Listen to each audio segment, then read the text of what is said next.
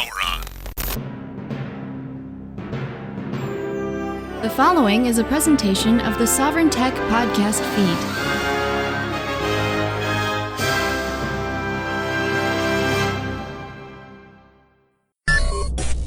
Woo! The man of tomorrow is here for something.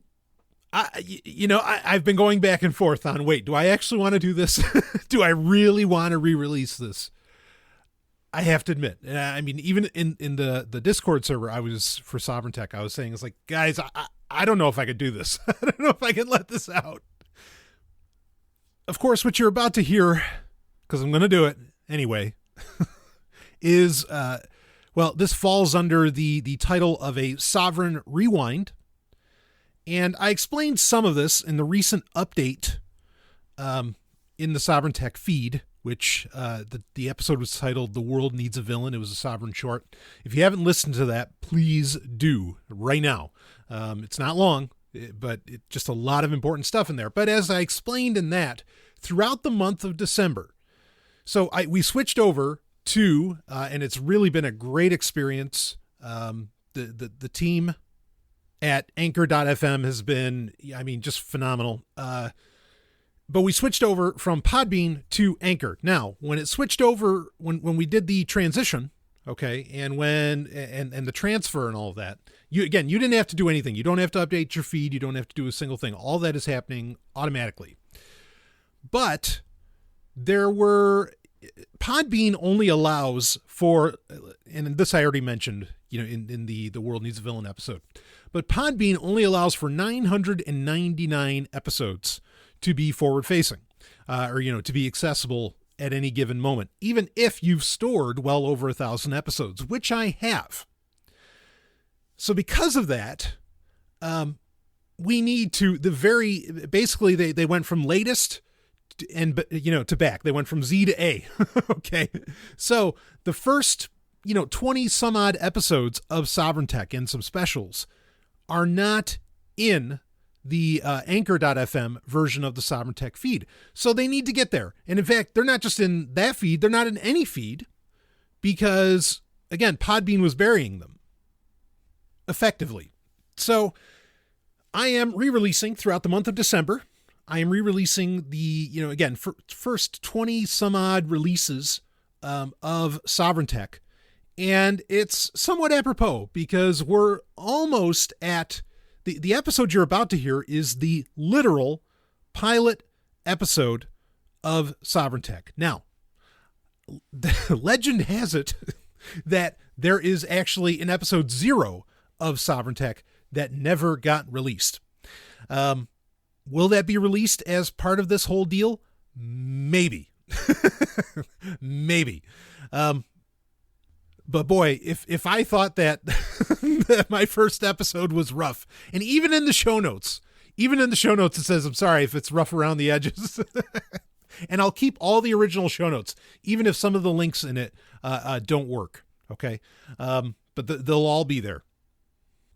But, if I thought that the pilot episode of Sovryn Tech was rough around the edges, episode 0 is a whole other matter. But we'll see. We'll see what I decide.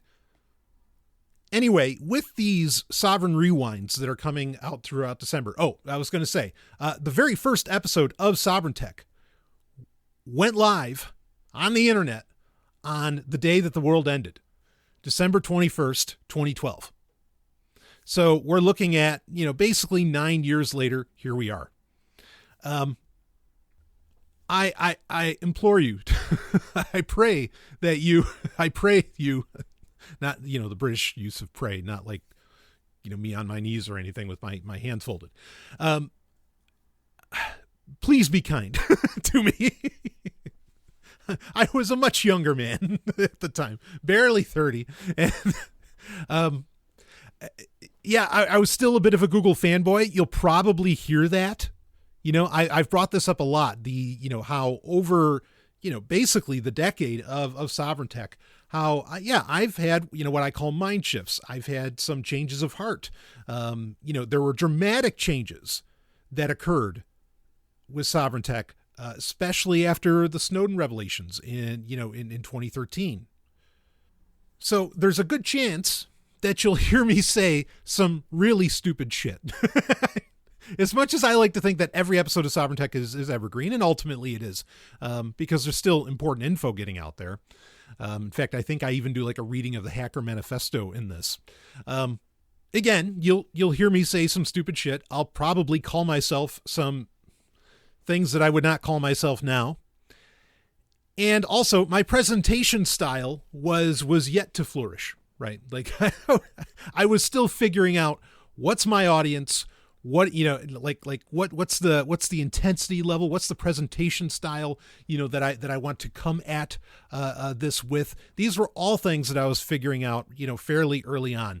I've said many times that I felt like my presentation style, as you know it now, really didn't hit until like episode 46, somewhere around there. There's an episode where I started yelling about, and again, remember, this is years ago, we're talking like, 8-9 years ago.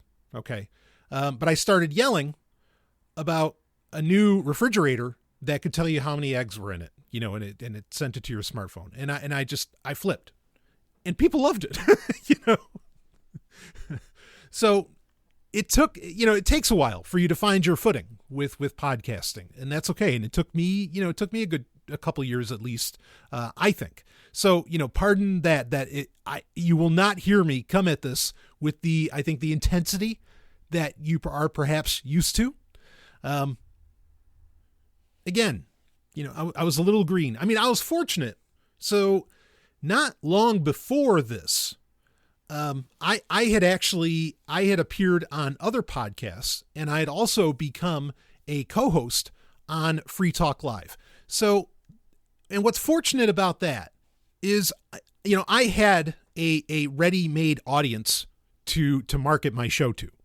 I've brought this up, and I don't think these numbers have ever really changed over the years, but I've brought this up before. The average podcast, does not have 100 listeners. The average podcast does not go longer than 7 episodes. Okay.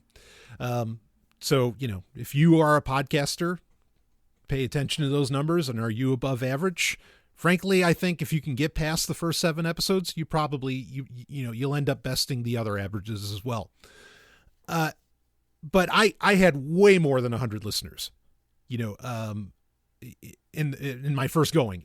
But that was partly due to Free Talk Live, Sovryn Tech sponsor, by the way, as well as, appearing on other podcasts and everything else. So I had a good start. I had a great start, because another thing that I would do this in the first 20 episodes. There were times where I would bring guests on, but I made it clear from episode 1 that would not be the norm. But you'll hear as we do more Sovryn Rewinds, again, you're going to get like the first 20 episodes here.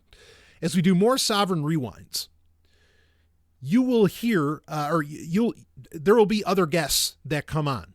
But keep in mind that, again, for all of us, this was some odd, almost 10 years ago. Those people have gone through, changes of mind and heart as well. Okay. So,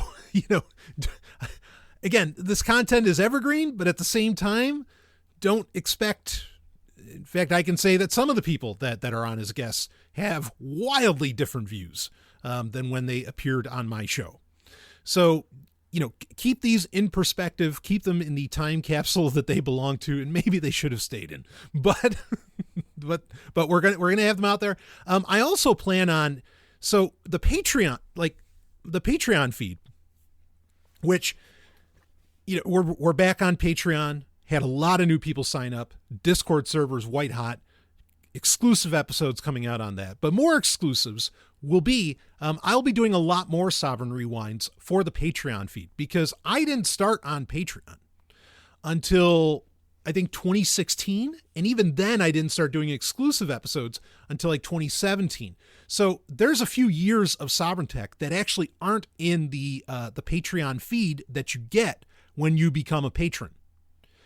And I want all of those to be there. So those might show up as well as extras, all as Sovryn Rewinds, but as extras in the Patreon feed. And again, we're going to do more than just Sovryn Tech episodes, because there's episodes that I had been in over the years from other podcasts that I never released in my feed. And I want to make sure that they're out there for history's sake.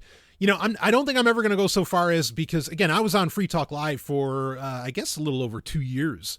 It'd be fun to re-release those at some point. Maybe, when schedule permitting, I would make those available, because that was a great time doing Sunday nights.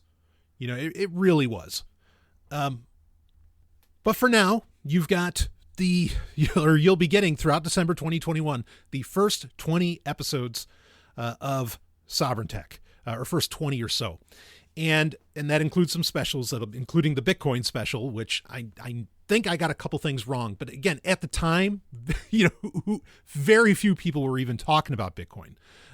Ironically, it was like one of my most popular episodes ever, but it was very early in cryptocurrency's history overall. And for that one, I'll probably do a custom intro as well. That's something else, is that I don't know that I'll be doing a custom intro for every SOVRYN Rewind that I put out throughout December. But certainly the pilot episode deserves one. And really, there you have it. Without further ado, let's go to a significantly younger Golden Stallion. Significantly younger. Actually, I wasn't Dr. Brian Sovryn at this point yet. That wouldn't be for... about 3 years later that I would have that. But a much younger Brian Sovryn, the pilot episode of Sovryn Tech. I'll let this one ride itself out, and I'll see all of you on the other side, hopefully.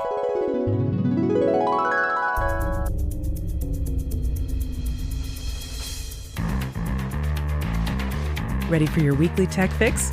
Want to know how technology sets us free? Well, get ready, because here it comes. You're listening to Sovryn Tech with your host, entrepreneur and technophile Brian Sovryn. He's got a huge brain. And now, here's Brian. Hello, and welcome to the very first episode of Sovryn Tech. Very exciting for me. I am your host, as Stephanie just said. You just heard that voice, Brian Sovryn. This is a Stephanie Murphy production, and you'll see she had quite a bit. She was very much involved in getting this show going, and I can't thank her enough.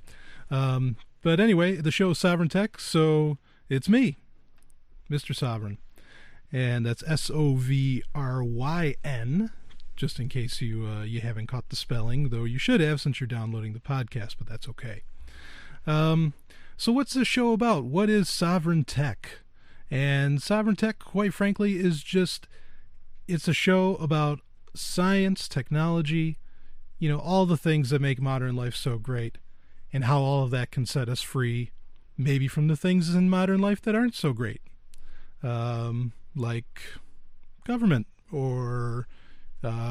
personal oppression that you get from who knows where. That's really up to you. And I found it to be something lacking. Sometimes some shows out there, that had a certain bent, a certain perspective with say freedom in mind and things like that. They would talk about these kind of topics here and there, or you would get the opposite end of the spectrum, where there's plenty of tech shows out there, tons of tech shows, no doubt about it, and so many of them are so great. I listen to them and watch them often, but you're not getting the bent on, okay, how can this set me free? I mean, you learn about wonderful things you can do, the latest gadgets and all this stuff, and you're certainly going to get a lot of that here, but you're maybe not getting the exact ideological bent that you want on it. And that's what I want to deliver is, how does this really, show us how the world can be, and things like that. So again, I thought it was something that the world just really doesn't have, and that's kind of missing. I can come right out and say that I am an anarchist. if you want to go as to which way that is, there's a lot of different flavors to anarchist. You could say I'm an individualist anarchist. You could say I'm an anarcho-capitalist. I'm an anarcho-feminist. Oh, yes. And that's a topic that the tech world doesn't talk about enough, because women are really, really held down in this business, in this industry. So that's something that we'll talk about a bit as well here and there. It's a show that has a lot of structure, okay? And so you will have different sections. Obviously, if you in the future you end up liking certain sections more than the other, you can skip to those. But let's just break right into it, okay? That's a bit of an introduction. You can find out more about me at my website, which is at sovryntech.tumblr.com. That's SOVRYN tech.tumblr. That's TUMBLR.com. Tumblr is just a great hosting site, has excellent Creative Commons options, and that's part of what made me decide to host the show there, or at least to host some of the content of the show. The actual hosting of the show will be done on SoundCloud, which is just a great service, and I can't thank them enough. But let's get into the story, and if we have time, we'll do a little more introduction into some things. Probably each section for this first episode, we're going to do some degree of introduction as to what it is as we go along. So let's jump right in. And the story of the week doesn't always mean there'll just be one, but in this case, we've got one story of the week that we're going to go over, the big one. This comes from All Things D, which is Walt Mossberg's outfit. Of course, anybody interested in the tech field has tons of respect for Walt Mossberg. Really a guy that has kind of been covering the tech world since the beginning, or at least since the beginning of the consumer end of the tech world. And that's what most people really consider, everybody's like, well, yeah, computers didn't really get big until the 90s or something like that, say with the advent of the internet or whatever. But, computers have been around since the 50s. Granted, they were the size of Walmarts, but they've been around that long. And maybe sometime we'll talk about that stuff too. Anyway, let's get to it. From All Things D, written by Mike Isaac, excellent journalist. And the main title, Facebook, Google, and others rally against sweeping claims in financial patent case. Okay, I don't like that title so much, but that's all right. What's happening here is that Google, Facebook,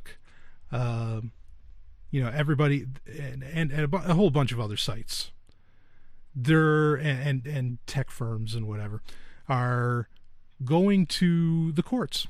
They're going to the Supreme Court, state courts, and they're saying, okay, these absurdly vague patents that exist have to go. Because what's happening with these companies, if you've been paying attention to the news, this isn't even tech news. This kind of news has reached really a critical mass in the mainstream media in general.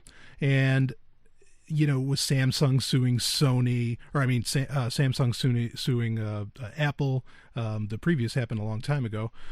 And, there was even a point where the Galaxy Nexus, which was Google's flagship phone up until the Nexus 4 that just came out, was actually banned for sale in the United States. I happen to have one. That's part of the reason I wanted that particular phone, was because it was banned. I mean, that's cool. It's not cool that it got banned, but it's cool to have something that's banned. It's like owning lawn darts. Yeah, lawn darts are banned. You can't own those, and they sell for a few $100 a piece on eBay, if you can even get them into this country. If you don't know what a lawn dart is, hit Wikipedia and you can learn all about the ridiculousness that went around that case. Anyway, the brief summary of Mike Isaac's write-up, fantastic write-up at All Things D, is this issue, quote unquote, this issue is critically important in high context, talking about the absurd broad patents. Many computer-related patent claims just describe an abstract idea at a high level of generality and say to perform it on a computer or over the internet. Such bare-bones claims grant exclusive rights over the abstract idea itself, with no limit on how the idea is implemented. Granted, patent protection for such claims would impair, not promote, innovation by conferring exclusive rights on those who have not meaningfully innovated, and thereby penalizing those that do later innovate by blocking or taxing their applications of the abstract idea. Okay, so even briefer than that, they're saying patents are holding up innovation. They're holding up technological innovation. Patents are doing that. Wait a minute, I thought patents protected innovation. No, not so. Okay, that is the popular term. That is why, now patents aren't new. Okay, let's get this straight. The patent is that you have, you are protected by law from someone else making something similar to what you made or designed. Okay, the patents have been around since 500 BC. Okay, the Greeks had patents, and the patent system, the modern patent system that we're aware of, I mean, obviously the Greeks did things a lot differently, but maybe sometimes better. But the modern patent system started in Britain, around like 15th century, something like that. The patent system has always been a part of American society in the United States. It's right there. It's in Article 1. I think Article 1, Section 8. It's right there. And that there was an improved Patent Act a little later on that kind of like honed things down. But here's the funny thing about the patent system, okay? And if you want to talk about stifling innovation, the classic case to bring up is the Wright brothers. Now we know who the Wright brothers are. The Wright brothers invented flight. It was in 1903, something like that. And they patented pretty much the aileron, which is that piece of the wing that flaps, okay?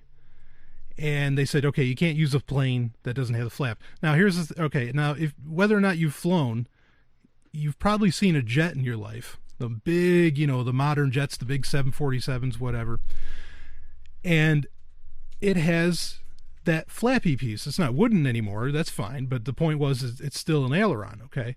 And that piece is what got patented. So even today's fanciest, most expensive, most impressive, best planes in the world still use this type of flight. Now, if the Wright brothers were the only ones that could make those, there'd be a bit of this would run into an issue. Why would this run into an issue? Okay. What happened is in 1908, that's when this whole battle really started. Another company run by Glenn Curtiss wanted to start making airplanes. They went ahead and did it anyway.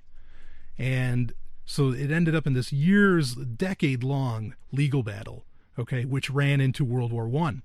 And when World War I came around, America was, now, not that I'm for war machines of any kind, but because the patent system, because like Glenn Curtiss and the Wright brothers were arguing back and forth, the patent system kept anybody from actually developing anything new. And so when World War I gets around and America goes over to Europe, the Germans are dropping all these far out new weaponry, from their airplanes. The Brits are doing these amazing things with airplanes. Now the Wright brothers even were still having legal battles with other companies across the world. They went to France and argued with them. And so what happened was that people couldn't defend themselves against the bad guys in that case. I mean, World War I's a joke to begin with, serious in the fact of how many people died, but a joke in its existence and execution. But so the United States government freaks out. We're so far behind on planes, and the United States government couldn't even get planes made. Because, it was all up to the Wright brothers. The Wright brothers, called the shots because they held the patent on it. And so what did the United States government do? They came out with what they call a patent pool. And it's something that they do a lot now, where they say, okay, well, everybody's going to have to just pay in to this patent. But you guys, all you different companies can make something. Okay, a modern example would be that if there was a patent pool for smartphones. Okay, what would happen is that Apple, Samsung, HTC, Nokia, they would all pay in to whoever developed the first smartphone, which would have been Palm probably.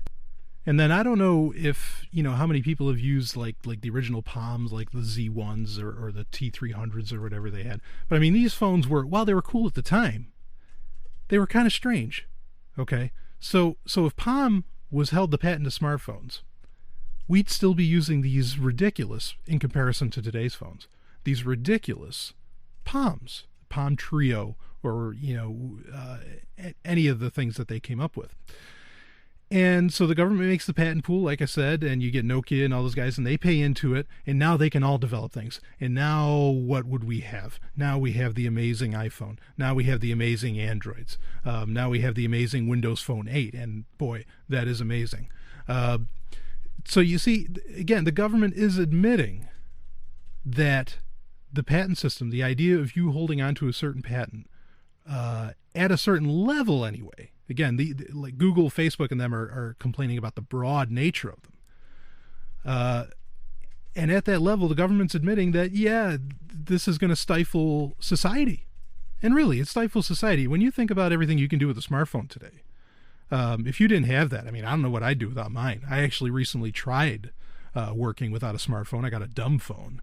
It was a rather nice dumb phone. It was a Samsung Intensity 3, and it did what it did pretty well. Like, I could kind of play music on it, and some websites worked, like Wikipedia, and it had some Facebook abilities. But it was a dumb phone, and when I got the Galaxy Nexus, I mean, talk about night and day. Just amazing. So again, the patent system really holds things up, and we'll be right back to talk about more stuff. More Google coming up, actually, in Tech Roulette. This is Brian Sovryn.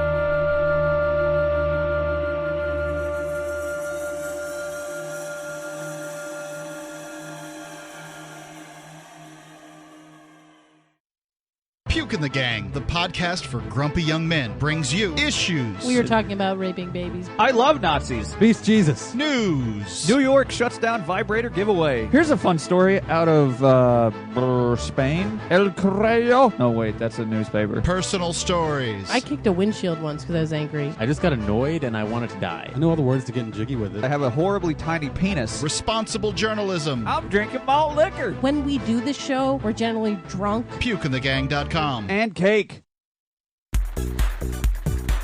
Tech Roulette. Want to play? Oh, I want to play. I'm back with you, Brian Sovryn. I definitely want to play. All right, let's get into it. Tech Roulette. What is Tech Roulette? Well, quite simply, Tech Roulette is you can submit stories to the email address for Sovryn Tech. That'd be sovryntech@hush.ai. That's provided by hushmail.com, which is a great website, a great webmail service that offers you fantastic encryption abilities. Obviously, no email server is going to protect you, from the prying eyes of the FBI or something, because Hushmail themselves have even come out and said, hey, if your government comes asking us for, emails or something, we're going to give it to them. But other than that, your stuff is protected, 256-bit encryption, the whole business. Okay, so Hushmail is a great thing. I use it like so many things, like the Tumblr site, like the hush.ai email. That's sovryntech@hush.ai. I use these things because I want the name to be out there. I want these wonderful services, free services, and that's true. Hushmail.com is free, though there are premium services available as well. That I think are great, that I use, that offer a great opportunity for lots of people to do the everyday things that they want to do, or to do the amazing creative things that they want to do, like a show like Sovryn Tech. So again, the email is sovryntech@hush.ai, and you can email stories there that I will look at, and if it's something that definitely deserves some talking about, we'll talk about it on Sovryn Tech. Now, when I say we, I want to get used to saying we, because I mean, by and large, this show's just going to be me, Brian Sovryn. But I'm going to have guests on now and again, and I think that's a good thing to do. This will not be. Let me get this out of the way too. There will not be call. This isn't a live show, and there won't be call-ins. And I don't see that happening for the foreseeable future. So don't expect that, but you are totally available to get in touch with me. at again, Sovryn Tech at hush.ai, as well as at sovryntech.tumblr.com. And this is where what you want to talk about gets put in. Tech Roulette. I pretty much just pick whatever gets sent to me and, roll the dice, proverbially. And that's what we'll end up with. Obviously this is the first show, so I haven't gotten in any email, and I haven't gotten any messages from the Tumblr account. So we're just going to run a story that I found to be very interesting. Full credit for this has to go out to Flaming Freedom, which is a great show on the network LRN.FM. You can go to their website, LRN.FM, and you'll find out about Flaming Freedom there. But the hosts were talking about it because this was a big deal. And the best source that I found for it, and probably the guy that pushed it out, was Mike Elgin. Mike Elgin runs a Google Plus page that is essentially his blog. He is what's known as a digital nomad. I think he's in Kenya right now, but he's an American, but he's going, whatever that means, but he's going all over the world. And just living kind of a digital life, showing that you can have a full-fledged life, because of the digital age and the freedom that provides, which is what we talk about here on Sovryn Tech. That's out there, and he's out there showing that you can do it. And he great guy, just fantastic stuff. And so I think he brought this to the bulk of the attention through some guys on Reddit. But the answer to this, what I'm about to talk about, I got from Dale at Flaming Freedom. And it's all about Google's SafeSearch. Okay. And what's happening is that the Google SafeSearch it's going to be on by default. Now, what is Google SafeSearch? Google SafeSearch is, you go to Google Images. That's the most popular place for this. You go to Google Images and you type in Natalie Portman. Now, if you don't want naked pictures of Natalie Portman, I don't know why you wouldn't, but if you don't want pictures of naked pictures of Natalie Portman, you would set your SafeSearch to be at moderate or strict. And then Google would do their best to make sure that those pictures don't appear, say for your kids, or if you're of some kind of weird religious bent that, you don't want to see that. And so this came out, and now everybody's freaking out because what it came out with a lot of the tech websites and a lot of the tech shows is that, Google's just making a safe search. It's censorship, and I've even seen some commentators who are usually pretty crass anyway. Commentators like on specific web pages, especially, I think, don't have a whole lot of time, or the opposite. They have tons of time. So they don't just make their comments on Facebook or Google Plus or Twitter. They make them on the specific site right under the article. I mean, you got it. In my opinion, you have to have a lot of time to do that on every stinking website. Anyway, so a lot of these commentators, are saying, this is censorship. This is censorship. All Google's doing is, if you put in a one-word search like penis, it's going to come up as a safe search. Okay. Now, why, that's censorship. What if I want to see a penis? And that's fine if you do. But the reason that they're doing that is just too much stuff comes up under one word. Their search algorithm is so amazing, and it really is, that, your computer couldn't load all of that. Now they tried, and here's the thing, okay? They tried to do this the opposite way. About 2 years ago, and what they did was they made pages for Google Images. They made it so that you had to you had to keep flipping through, go to the next page, go to the next page. That way, that many pictures didn't show up, and people kind of complained, why can't I just have one big long strip of them, which is about what Google does now. And now that they have that. The problem is that then you get people, especially a lot of people that bought the netbooks or say on mobile phones, even though most smartphones have a full HTML browser to where they can see Google Images in all its, normal desktop or laptop glory. It's just loading way too slow, especially over, a lot of the connection speeds that people just don't have, that Google is trying to solve if people would let them.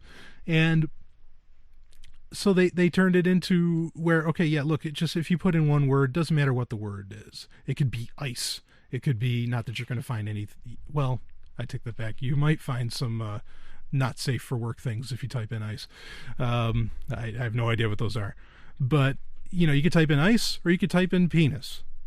You could type in vagina, you could type in cars. And it's going to have SafeSearch on, okay?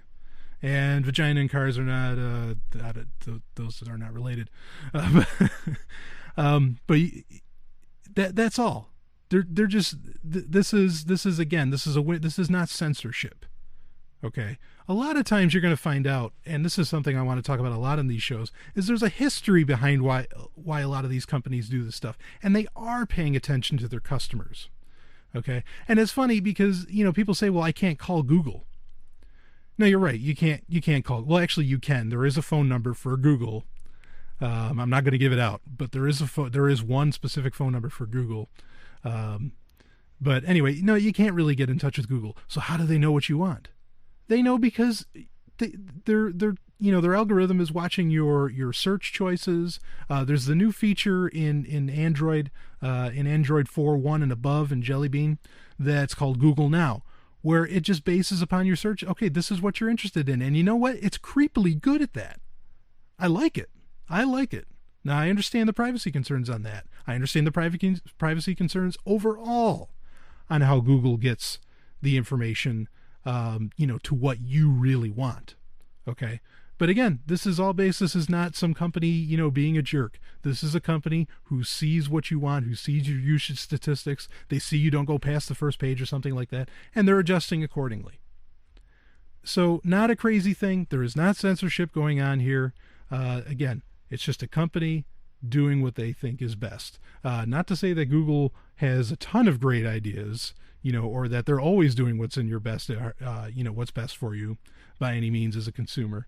But all the same, they're doing what's right for you.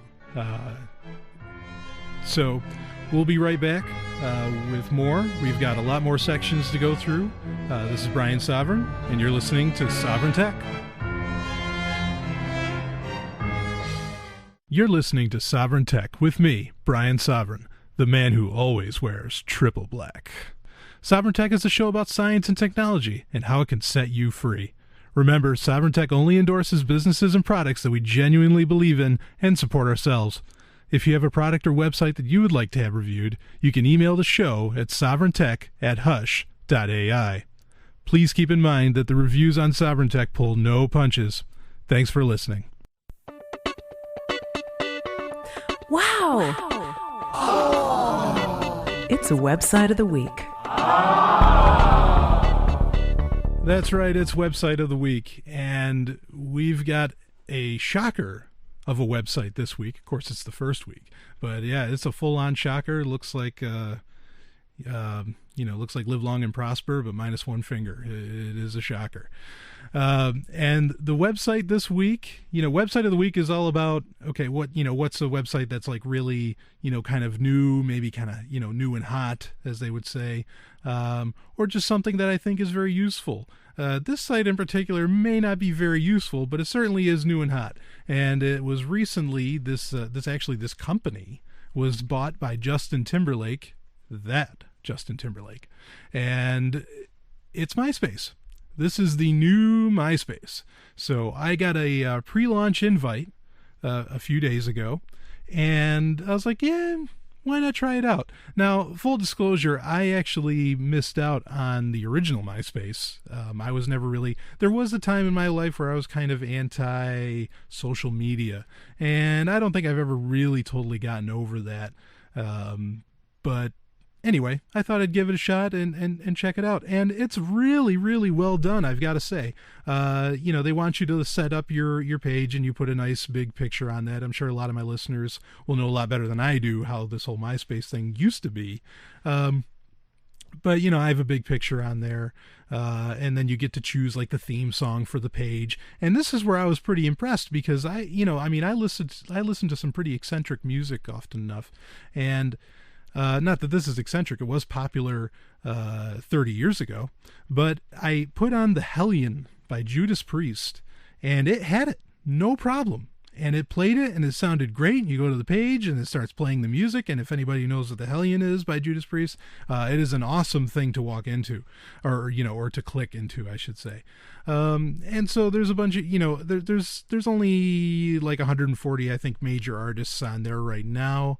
Not that there have ever been 140 good artists in music history anyway, but, a lot of the big names are there. Like I friended Britney, I friended Kesha. Yes, I listened to those. I friended Michael Jackson. Unfortunately, he's no longer with us. And I had some people, like a band Exotype. They just had an EP come out called Emerge that I purchased, and they quote unquote connected with me. They don't call it friending or adding; they just call it connecting. But it's a really, really done web page. It has kind of a nice slide history. It has a scroll bar, a horizontal scroll bar at the bottom that can roll across. It has a player in the bottom right-hand corner that can play all kinds of different things. Also, the video selection, not just the songs, but the actual music video selection was pretty impressive. The first video I played on it was actually an official lyric video made by Motley Crue for the single they released earlier this year called Sex, which is a great song. And of course the lyrics, obviously, for a song like Sex are, fantastic. Who doesn't like sex? And so I put that up, and you can create, your little playlists, and you have your 8, and which I guess that's kind of a classic MySpace thing, is your 8, who's in your top 8 or whatever. That kind of creates a forced social structure. I think that's why a lot of people went to Facebook originally. So, but by and large, this is pretty cool, and we'll look at it. Hopefully it can get better and it gets adopted a bit. Good luck to Justin Timberlake, and we'll be back.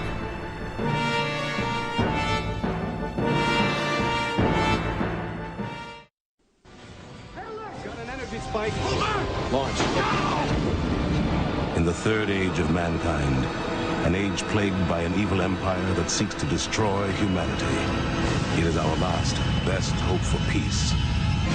It is Babylon 5. All fighter squadrons launched. Get us out of here. Return fire. Well, freeze them. Watch Babylon 5. You can watch Babylon 5 and experience the greatest show in television history. See the entire series completely free by going to thewb.com/shows/Babylon 5.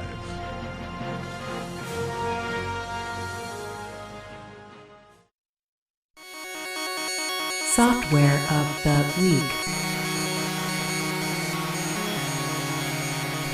There it is, Software of the Week.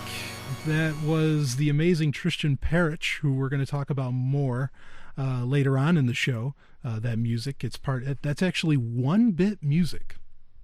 Not 8-bit music like you'd hear on the old Nintendo when you'd be, playing Mega Man. At least I hope you were.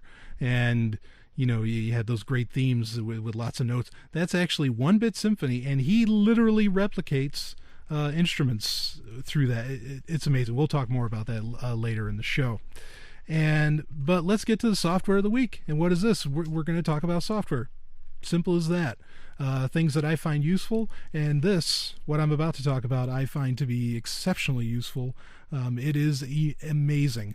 On the Tumblr site, originally I mentioned how I was using Fedora, and I actually have not set up Fedora yet, but what I am using to do this is portableapps.com.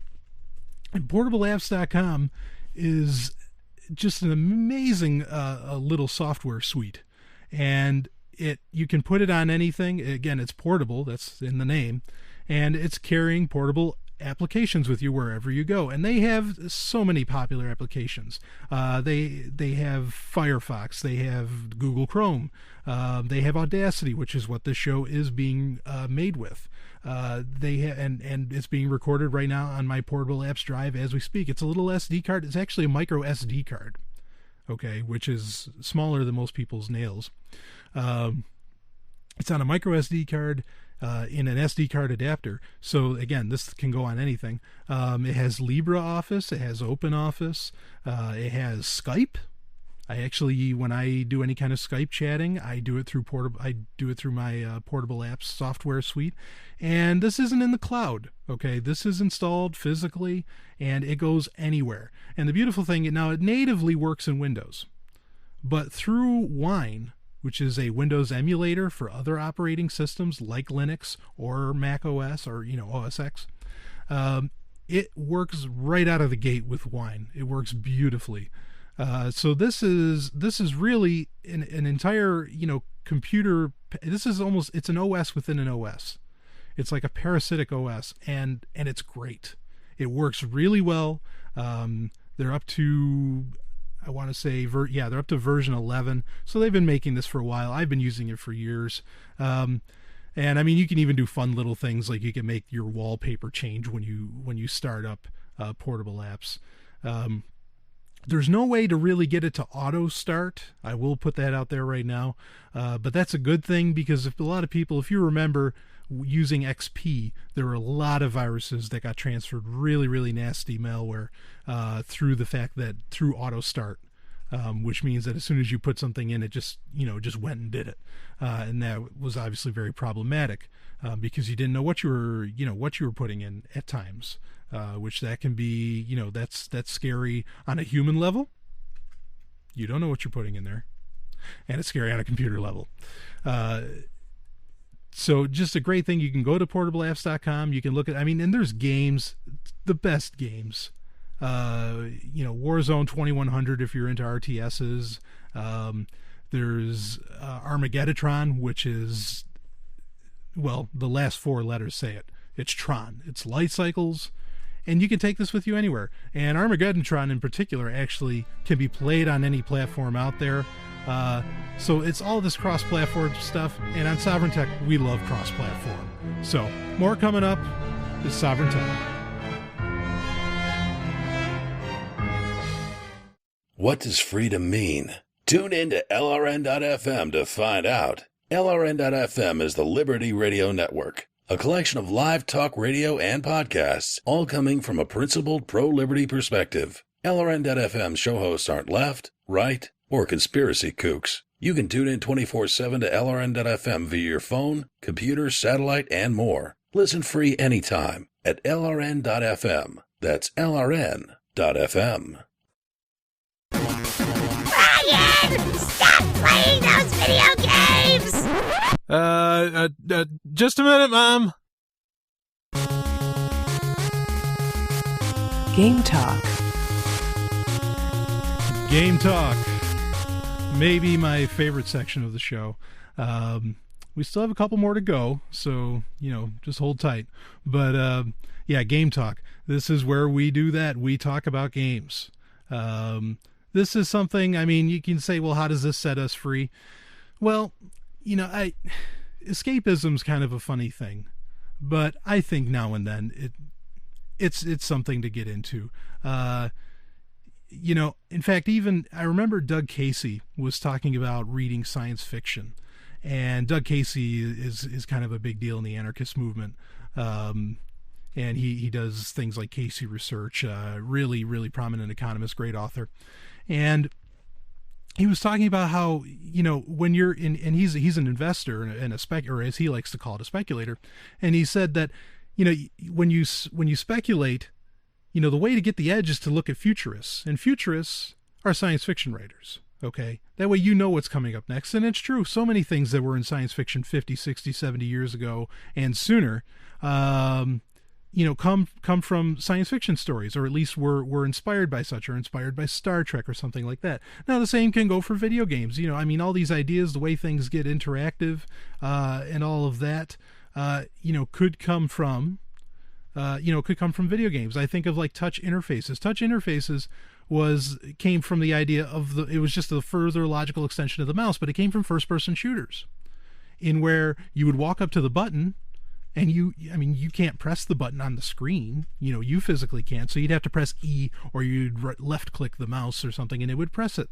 But that was the inspiration for literal touchscreen. It's like, hey, wait a minute, that works. We can just do that. Okay? So there's something to be learned if you're into investing, or if you just, I kind of want to keep up with the trends and I want to know what's happening next, which is another big thing that Sovryn Tech, wants to bring to you. Video games can do that too. And so let's talk about a great video game. Now, this is something this game is totally free. Okay, we'll talk about paid games now and again. That's no problem. We'll talk about some big ones. But this game happens to be completely free, and it's a sequel to a series that was really, really popular in the 90s, and actually maybe making a comeback, which we will be talking about in future game talks. And the game is Wing Commander Saga, with particularly called The Darkest Dawn.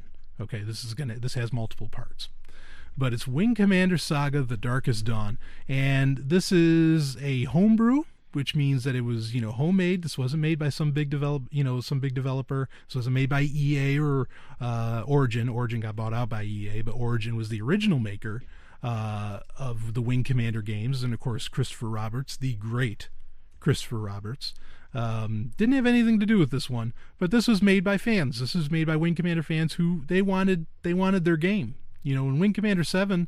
When they canceled that and said, yeah, this isn't going to happen, and when Christopher Roberts went into, some deep dark hole for a while and came back out like the Messiah, which kudos to him, there was something missing.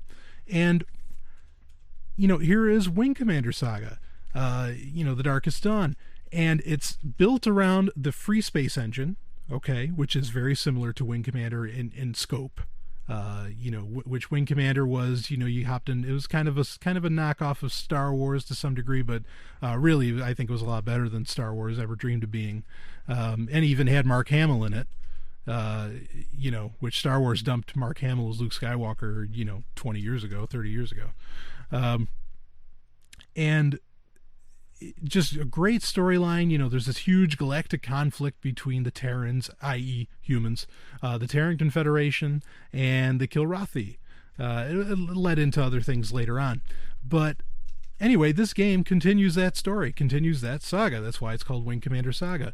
And totally free. You can go to wcsaga.com to download it.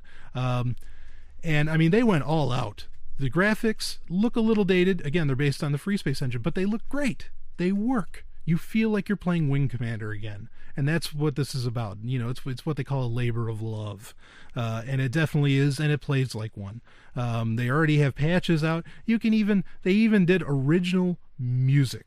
All new music, sounds just like the Wing Commander you remember. They had a great team of composers: Jeff Ball, Tim Janssens, Edward Bradshaw, Glenn Brown, Peter Dmitriev, Jeff Broadbent. I mean, they just got tons of great people to put together a really, really epic score to go along with an epic game. And you don't get the full motion video stuff and all that, unfortunately, but the story is still great. Hopefully they're going to do more. Christopher Roberts recently announced, of course, that he's doing Squadron 42 or Star Citizen, which is, everybody's just dying to play that. Obviously that won't be out till 2014. So, but if you need something to hold you over, this is the game. I mean, and because they can just keep updating this. They built their engine now. They built it on the Free Space engine, but now they have all their 3D models in there and everything. And so they can just keep going, and they can write great stories. And fans always write better stories. I mean, Christopher Roberts is an amazing storyteller. He's one of the greatest of all time. But fans always write great stories for the universes that they love because they love them. That's the thing. They're not doing it for the pay. They're doing it out of love. These guys aren't doing it for the pay. Not that there's anything wrong with doing things for pay, but they're just doing it out of passion, out of the desire to want to play more. They want more Wing Commander, and I'll tell you, I want more Wing Commander. I mean, I can't even begin to say how influential that was to me growing up. Because I mean, they were really heroic stories, and here you are, you get to hop in your starfighter and you go and you do, and you do your thing and you take on Kilrathi. Not that I'm so much into violent things, but the beauty of Wing Commander 2 was that there was a lot of exploration involved, and that's all here. All of this is here. There's other games out there right now, that you can buy. Evacron Mercenary comes to mind. That is very much a Wing Commander kind of clone, which is a good thing. Sometimes being a clone is cool. And And that's one where you get to be a little more, you get to do more of a market, like you get to be a smuggler or a trader, a free trader of some kind. So yeah, Wing Commander Saga, The Darkest Dawn. Really, really exciting. You can look up, I mean, the system requirements are very, very minimal. You can see them all on the website, and they have everything up there. I mean, they treated this, again, the gameplay is solid, the handling's solid, all that stuff's good, but they treated it just like it was a major release. They made all the wallpapers, you know. I even had a wallpaper of a longbow fighter on my background for a while on my big laptop. And you know, they release the music for free. I mean, they're not making a dime off this. If you want to donate to them, there's a contact us link on the webpage. You know, contact them and say, wow, man, you know, here's $10. You know, go get a couple cups of coffee or something. That is awesome. You did great work. You made my day. You made my year. You made whatever. And this is, you know, and not to get, we'll talk about this more in future shows, but one thing is that this is where PC gaming is still the king. I mean, it's the king anyway, but it's still the king really in this place where modifications, okay, where you can, I mean, this even has, this has a level editor now. This has a map editor now.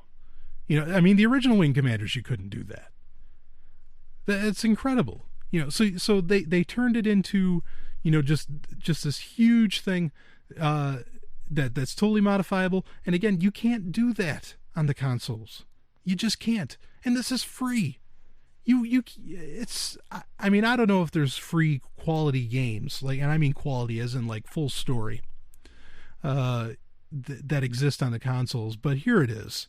It's just, it's amazing. Check it out. Wing Commander Saga, The Darkest Dawn, WCSaga.com.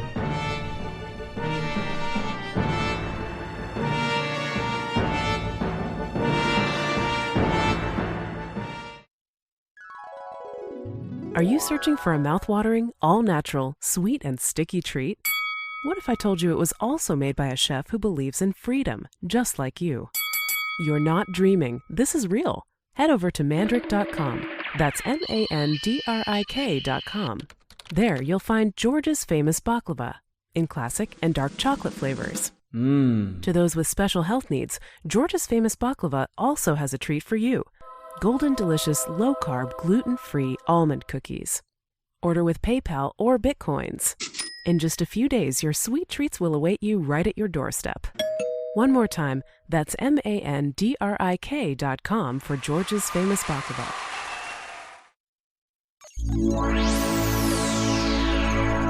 Hacker Stories.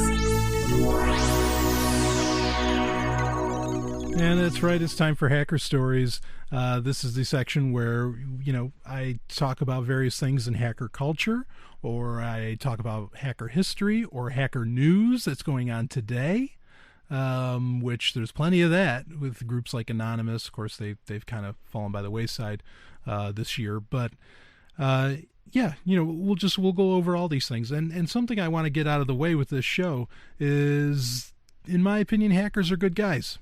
They're the good guys. Be it if they're gray hat, black hat, white hat, you know, you name it. I think they're good guys.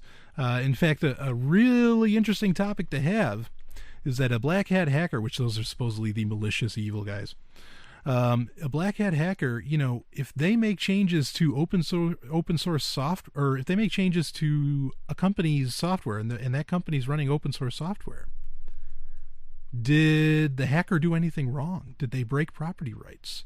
Did they break private property rights that are so important to a lot of anarchist circles? It's a good question. I don't have an answer just yet, but maybe we can talk about that more another time. Anyway, so my point is, you know, with doing this is I want to, you know, I want to bring light to this stuff. I don't see enough of it out there. There's some great podcasts about hackers, but I think it'd be good to just put this in every week, you know, and Sovryn Tech is a weekly show, so we have that opportunity. This week, I just want to read kind of the centerpiece of hacker culture, which is the Hacker Manifesto. This was written in 1986 by the Mentor. Actually, his name was Lloyd Blankenship, but he's commonly known as the Mentor. And it's really great stuff. I don't agree 100% with everything that's said in this, but it is a centerpiece. It's talked about. They put it in Hackers, the movie, and like in that movie, he's rating it from an issue of 2600, which of course I subscribe to, and I recommend everybody subscribe to 2600. I even have a hat. So here we go. This is by the Mentor, The Conscience of a Hacker, or the Hacker Manifesto. Another one caught today. It's all over the papers. Quote unquote, teenager arrested in computer crime scandal. Quote unquote, hacker arrested after bank tampering. Damn kids, they're all alike. But did you, in your three-piece psychology and 1950s techno brain, ever take a look behind the eyes of the hacker? Did you ever wonder what made him tick? What forces shaped him? What may have molded him? I am a hacker. Enter my world. Mine is a world that begins with school. I'm smarter than most of the other kids. This crap they teach us bores me. Damn underachiever. They're all alike. I'm in junior high or high school. I've listened to teachers explain for the 15th time how to reduce a fraction. I understand it. Quote unquote, no, Miss Smith. I didn't show my work. I did it in my head.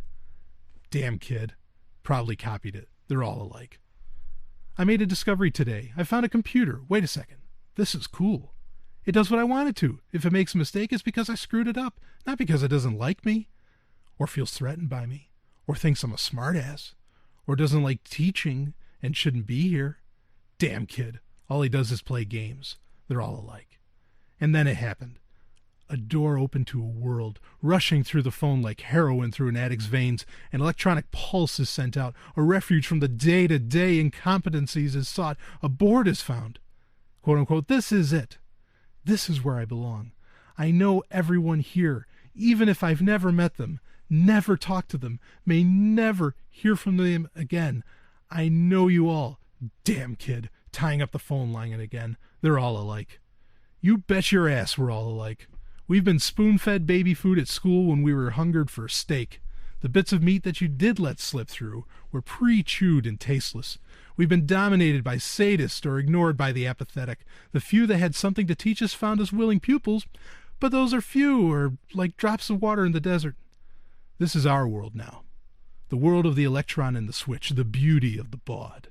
We make use of a service already existing without paying for what could be dirt cheap if it wasn't run by profiteering gluttons, and you call us criminals. We explore and you call us criminals. We seek after knowledge and you call us criminals. We exist without skin color, without nationality, without religious bias, and you call us criminals. You build atomic bombs, you wage wars, you murder, cheat, and lie to us, and try to make us believe it's for our own good, yet we're the criminals. Yes, I am a criminal. My crime is that of curiosity. My crime is that of judging people by what they say and think, not what they look like. My crime is that of outsmarting you, something that you will never forgive me for. I am a hacker, and this is my manifesto. You may stop this individual, but you can't stop us all. After all, we're all alike. The Mentor.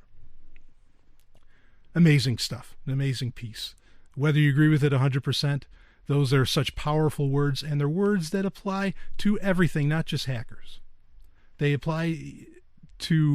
definitely apply to anarchism. The idea that there's these imaginary lines that make up countries and states, and they're a joke. And this puts that out there. And that's what the hacker is all about. The hacker is all about really understanding the world at its base level, down to its ones and zeros. Of course, the natural world doesn't have ones and zeros. I understand that. But that's the same mentality. Your modern day hackers are no different from Copernicus, from Carl Sagan, from Da Vinci, from Newton, from Jefferson. Go down the list of the great minds. That's all they are. They're trying to figure out the world for what it really is. And the world is so different today. Now, the world's not so different in that people are different. I think people have been the same for thousands of years. I don't think they've changed. But technology has opened up the truth. Okay, technology will set you free. Again, that's what this show is all about. It's about things like this. It's about the fact that we can be free. Technology showing us the way. It's giving us the ability, the absolute ability to do it.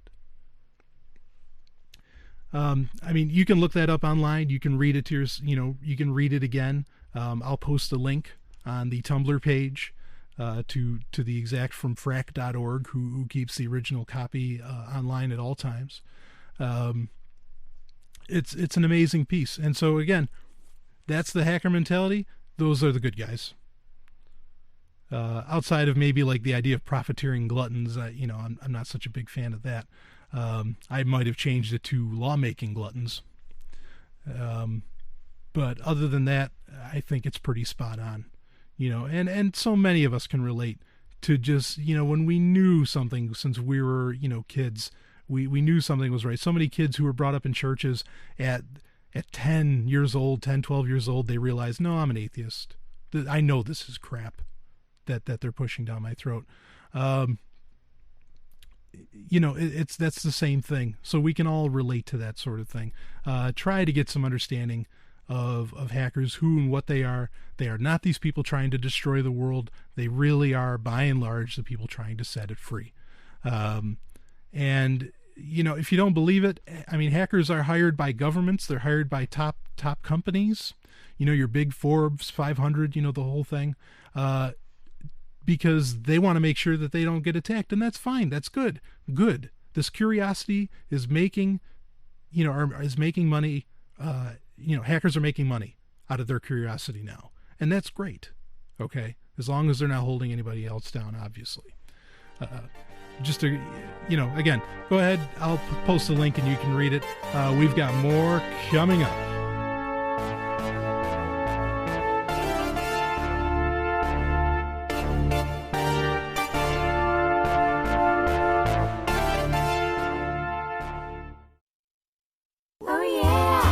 This is Stephanie Murphy, Sovryn Tech producer.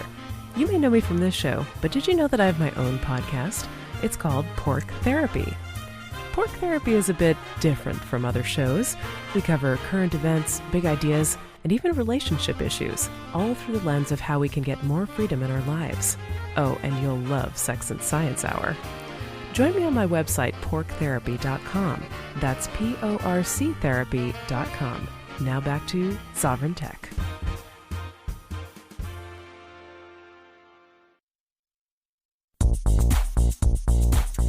What are you doing? I can't believe I caught you again. Jesus doesn't approve of this little habit of yours. I know, baby, I know it's wrong, but it feels so right. Well, it ain't.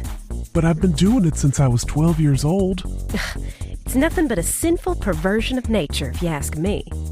But baby, I don't ever want to stop looking at tech websites, new gadgets, video games, software, or any of that stuff. Well, then I'm leaving. Okay. Bye. Pick of the week. I love that introduction. Stephanie Murphy, the producer of the show, she actually also, as you may have heard, she has her own show, Pork Therapy. That's at porktherapy.com, PORC therapy.com. She also hosts on Sunday nights for Free Talk Live, an amazing show. But she actually she helped make all these intros for the show, and I think they're fantastic and they're hilarious and they work. And each one of them definitely appeals to, like, you hear there's a lot of kind of like wild sci-fi music here and there. That was my choice. But she just put it all together, and it's incredible work. Can't thank her enough. So this is Pick of the Week, where I'm free to talk about anything. You're welcome to email the show at sovryntech@hush.ai, or contact me through the Tumblr page, sovryntech.tumblr.com. And you could, recommend a pick of the week, something I might not know about, but this is where I get to talk about anything. I could talk about a music album, a movie. I could talk about, some new gadget, which probably would be a lot of the times, but I'm I'm open to it being anything really that tickles my fancy. And this week we've got something really cool, really unique. There's nothing out there else quite like it. And I mentioned earlier, I believe it's the music for website of software of the week. It's for software of the week, and that is actually a song by this gentleman, Tristan Parrish. I've actually met Tristan Parrish, fantastic guy, and he creates 1-bit music. He literally he writes it in on a chip. He replicates the notation. I'm not sure exactly what words to use of an oboe, of a cello, of whatever instrument he needs, and he creates a symphony in 1 bit. Okay, now that alone is impressive. But let me tell you how you actually get this music. Now you can go to tristanparrish.com, and there will be a link, of course, on the Tumblr page to find that.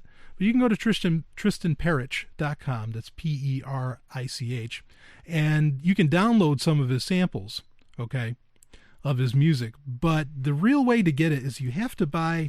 It looks like a CD case. Okay, you're hearing me pulling mine out of the bubble wrap right there. I bought this a little while ago. I didn't get him to sign it yet, unfortunately. But you pull out a CD case. Now the CD case looks like it has some wires, some chips. It looks like there's a little speaker and a switch, a couple switches, and like a little dial. This is all inside the CD case. Maybe I'll link a picture on the Tumblr page too of it. And also there's a headphone jack. And you got it. You actually play the music off the CD case. The chip that plays the 1-bit, this is called 1-Bit Symphony by Tristan Parrish. You actually play the music right off of it. You hook up speakers or your headphones or whatever. There's a little dial for the volume. There's a button to change the track. And I think there's 6 tracks on here. And there's a battery that you can change. How long does this last? Well, he made sure you can change the battery. So this lasts you forever. Up until some EMP goes off. Yeah, right. And there's just an on switch. I mean, it's basic. It's so basic. But it's beautiful. It comes with a nice little booklet with the schematics. Again, nothing else like it in the world. Certainly, you never expected to go to a store, buy a CD. I mean, not that you do that now anyway. But if you did, go and buy a CD and actually play the music off the case of the CD. It's amazing. I mean, the guy, that's genius in itself. To do 1-bit music, like I said earlier, I already said this, but to do 1-bit music is incredible, and you've got to hear it. Well, you can hear it when you listen to the show every week. You'll hear a part of Tristan's work, and I mean, it's that good that I felt like it needed to be showcased. But if you really listen to it, if you pick one of these things up, you'll be in awe at the diversity of instruments that you can really tell are there. It's really something. And, he programs these. I don't know how many he's made. I'm pretty sure you can still buy some of them. He actually had 2 albums. One of them is 1-Bit Music, and you can look at that at 1bitmusic.com. That's the number 1, then bitmusic.com, and look into it. And it's great stuff. It's so much fun. I'm sure somebody else has it up on YouTube too, if you wanted to listen to every track that he's ever done. He was featured in the movie Reformat the Planet, which was a great little subculture piece about chiptunes. Chiptunes are also played. Actually, a buddy of mine, BitShifter, does one of the intros. It does the music for one of the intros to the show, which is called Hexadecimal Genome off of his album Information Chase. Also great stuff. Anyway. But Tristan, I mean, he went all the way back. These guys are going back to, they're playing music on their Game Boys or whatever. Nah, he says, yeah, I'll go right back to the chip and do 1 bit. I mean, I think it's so cool. I think it's awesome and just an amazing talent. So yeah, check it out at tristanparrish.com, P-E-R-I-C-H. And you can listen to some samples there.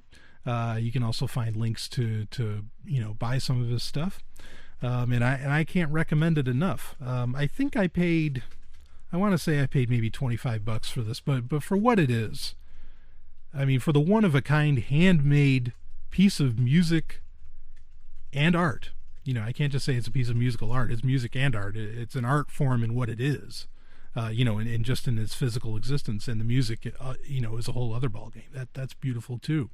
It's not something you'd listen to while you're driving on the road with, like a couple of 10-inch subs in the back of your car, but it's great music, and it's quite an achievement. So that is my pick of the week. And again, you can submit yours in the future to Sovryn Tech at hush.ai and at the Tumblr page, sovryntech.tumblr.com. So this is the first show. We've gone through all the segments. Again, like I said, this is kind of a structured show. You've heard some ads through the show. Don't hesitate to check out everything the ads we're talking about. I'm particularly proud, and someone's going to laugh at this, but I'm particularly proud of the Babylon 5 ad. I made that myself, and I'm gonna hold myself back from talking about Babylon 5 right now, but just do what the ad says. I mean, there's a reason I put it in there, because it's really something. But yeah, this is my first show. I hope you enjoy it. They are only going to get better. I'm only going to get better. I'm Brian Sovryn, of course. I've been your host this whole time. We will be having guests on in the future. I already have 2 lined up. We will be getting some pretty big names too. And again, be patient with me. I'm figuring, actually full disclosure here, we love open source, so let's be open. I noticed I said whatever a lot during the show, and I'm going to work on that. I'm going to work on not saying whatever so much.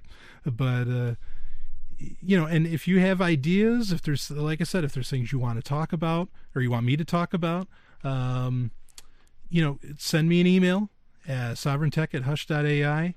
And, I plan on doing a lot of bonus shows, some other things, not even things that aren't Sovryn Tech related. But you can find us also on SoundCloud, Sovryn Media on SoundCloud. This has been Brian Sovryn, the man always in triple black. That's right. If you see a guy in a white shirt and they say that's Brian Sovryn, that's not me. So I'll see you next time. This has been Sovryn Tech. This has been Sovryn Tech.